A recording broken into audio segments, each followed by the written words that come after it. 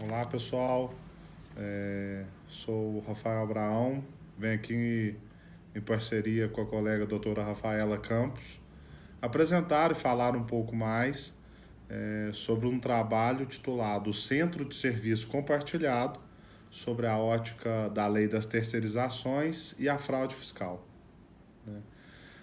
A proposta do presente trabalho é analisar, avaliar juridicamente os compartilhamentos, né? E aí caminhando para os de serviço, mas principalmente avaliar a questão de compartilhamento vivenciada por nós nos dias atuais, né? Hoje, facilmente, nós temos compartilhamento de veículos, compartilhamentos de imóveis, né? E cada vez mais nos deparamos, né, com o próprio compartilhamento de serviços na sociedade, de um modo geral, né? Hoje, quem nunca, quem não, já vivenciou, conhece alguém que participa, que tem contato com coworking, né, que nada mais é do que um compartilhamento de escritórios, né? Então, é o tema proposto relacionado a essas questões tratadas, indicadas já no próprio trabalho. Então, para isso, vamos só fazer uma rápida abordagem sobre a questão. O compartilhamento de serviços não nasceu, não é uma questão tão nova, tão moderna assim, né? Há relatos, muito embora não exista um marco próprio, mas, né, nota-se que desde meados dos anos 50, o compartilhamento de serviços já vinha sendo utilizado, por exemplo, por produtores rurais que se uniam, que se juntavam para estocar seus produtos, cafés, grãos, nas docas e nos armazéns, onde muitos deles individualmente não teriam acesso. Então, desde tais tempos, vem se notando, vem se constatando pelo compartilhamento de serviços, né?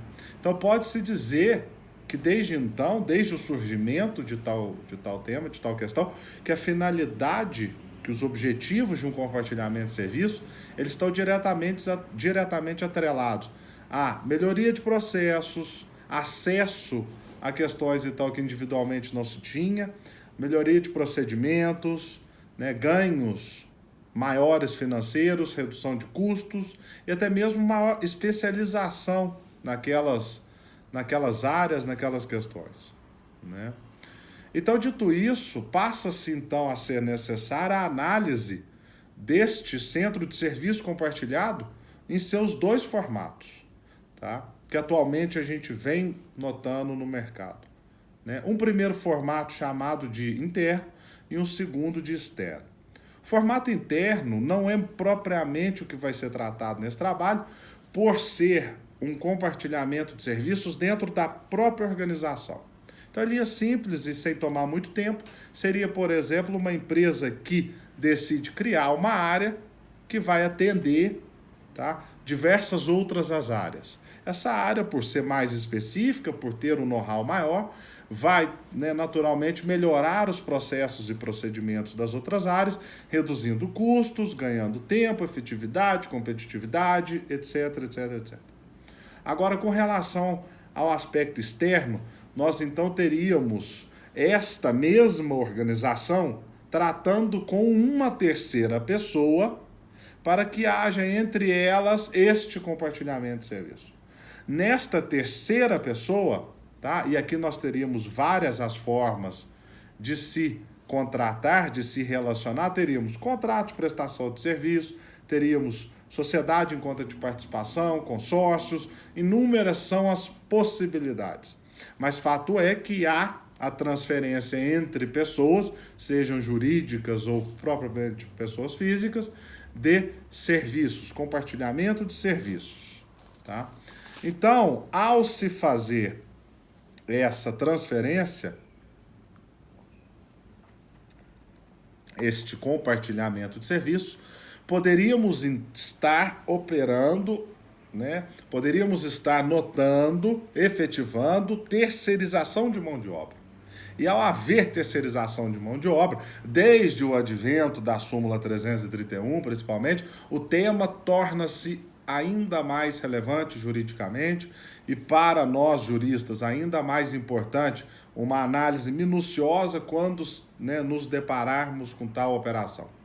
E ao nos depararmos com essa questão, o presente trabalho visa tão somente esclarecer e opinar sobre a questão da Lei 13.429, que é tida como a Lei das Terceirizações.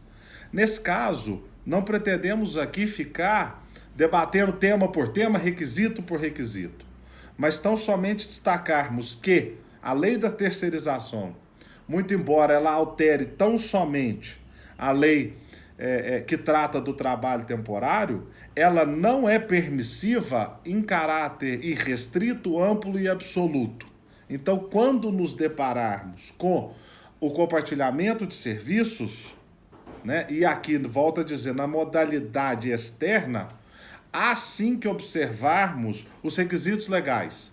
Muito embora tenhamos outras decisões, e até aí do STF, já de 2018, mas temos sim que tomarmos cautela, tomarmos cuidado quando existir essa questão, principalmente relacionada à mão de obra. Tá? Então, quanto à terceirização, a proposta é essa.